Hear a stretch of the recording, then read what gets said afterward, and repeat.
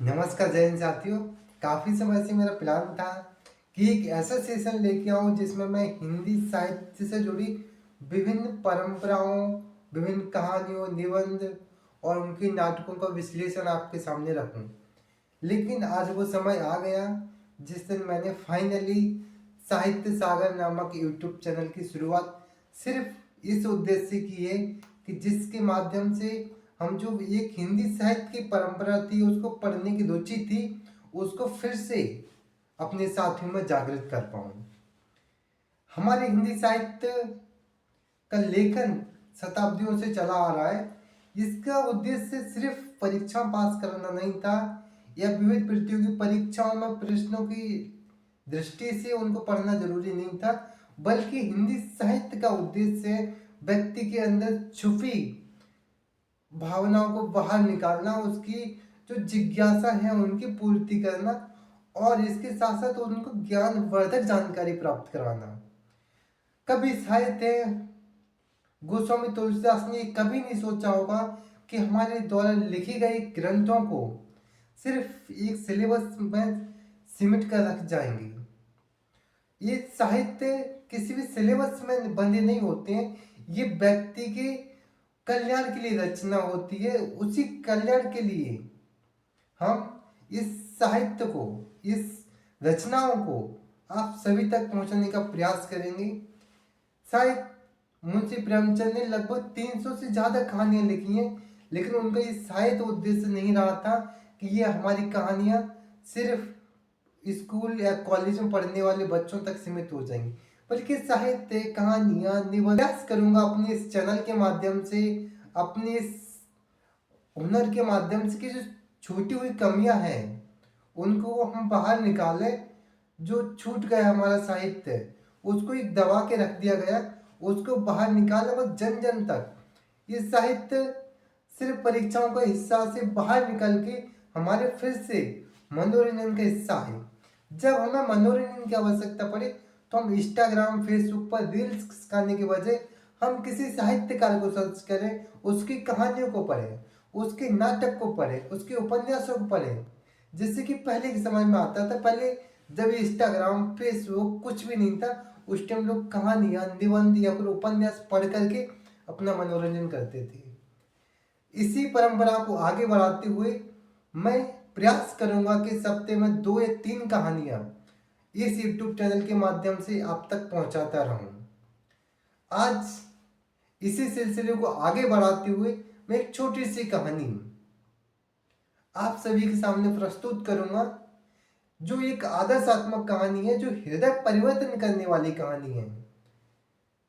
प्रेमचंद ने लगभग 300 कहानियां लिखी हैं। उसमें प्रारंभिक कहानियां हैं उनकी जो आदर्शात्मक कहानी है। हालांकि आज मैं प्रेमचंद से शुरुआत नहीं करने वाला हूँ।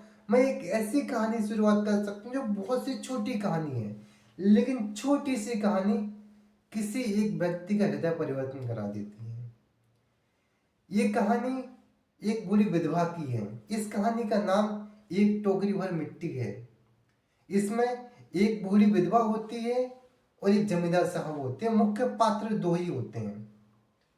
जमींदार साहब जमींदारी दिखाते हैं। उनका एक बड़ी सी हवेली होती है। उसी के सामने एक छोटी सी बुढ़िया की कुटिया होती है। लेकिन जमींदार साहब चाहते हैं कि हमारी इस हवेली के सामने इस बूढ़ी की कुटिया नहीं होनी चाहिए, क्योंकि हमारी इतनी बड़ी हवेली है, उसके सामने ये छोटी सी कुटिया हमारी इस बड़ी हवेली की छवि को धूमिल कर रही है। जमींदार साहब ने उसको बहुत समझाया बुढ़िया को कि इस कुटिया को यहाँ से हटा के कहीं दूसरी जगह बना लो, लेकिन उस बुढ़िया की जो अंदरूनी इच्छा थी, जो यादें थी, उस झोपड़ी में जम चुकी थी और वो बिना मरे वहां से निकलना नहीं चाहती थी। उसका कहना था कि हमारा पति इसी में दम तोड़ दिए, हमारे बेटे का देहांत भी इसी कुटिया में हुआ है और हमारी पतोहू भी छोटी सी 5 वर्ष की बच्ची को छोड़कर स्वर्ग से धारी है इसी कुटिया से। ये कुटिया मैं कहीं दूसरी जगह लगा लूंगा, लेकिन वो मेरी याददाश्त है, जो मेरी यादें हैं वो अन्यत्र किसी कुटिया में नहीं मिलेंगी जो इस कुटिया में है। लेकिन जमींदार के बहुत तेरे समझाने के बाद भी वो बुढ़िया नहीं मानती है।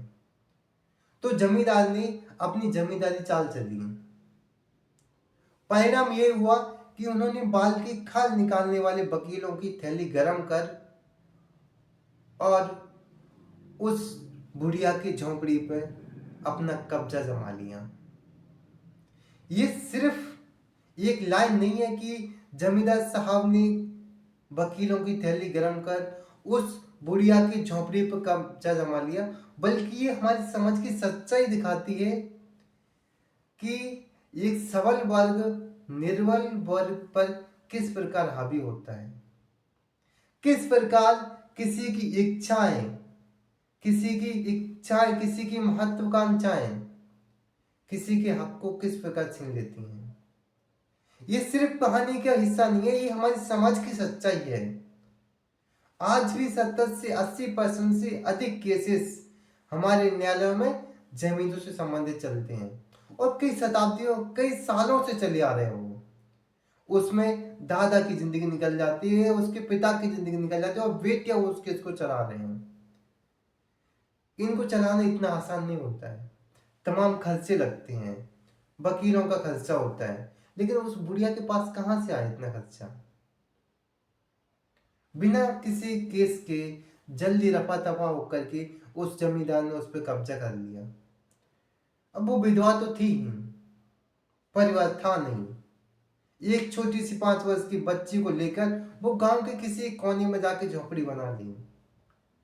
लेकिन उसकी बेटी जिद कर जाती है कि मैं खाना नहीं खाऊंगी, मैं उसी कुटिया में जाऊंगी तभी खाना खाऊंगी। अब बुढ़िया के पास में कोई ऑप्शन नहीं था।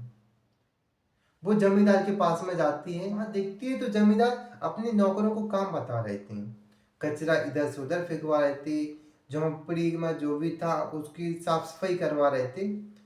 तभी बुढ़िया वहां पहुंचती है और जमींदार से कहती है, साहब यदि आप बुरा ना माने तो मेरी एक प्रार्थना है।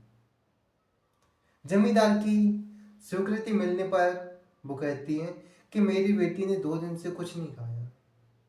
यदि आपकी आज्ञा हो तो मैं इस झोंपड़ी में से एक टोकरी भर मिट्टी लेके जाऊं और उसका चूल्हा बना करके उस पर रोटी पका के अपनी नातिन को दूंगी, तो हो सकता है कि वो खाना खाना शुरू कर दें।